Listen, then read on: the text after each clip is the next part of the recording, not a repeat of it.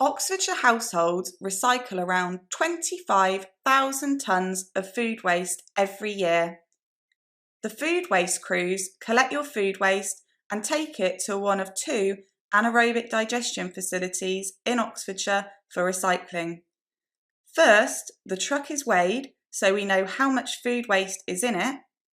The food waste is then tipped into a bunker where it is broken down into small pieces and mixed with liquid wastes to create a sloppy food waste liquid known as soup.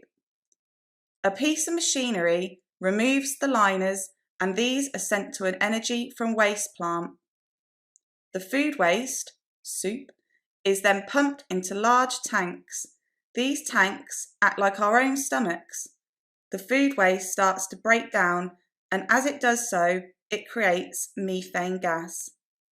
The gas is stored in the bouncy castle style roofs and then fed into two gas engines which convert the methane into electricity.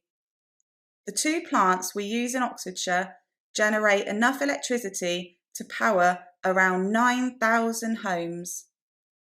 But that's not all.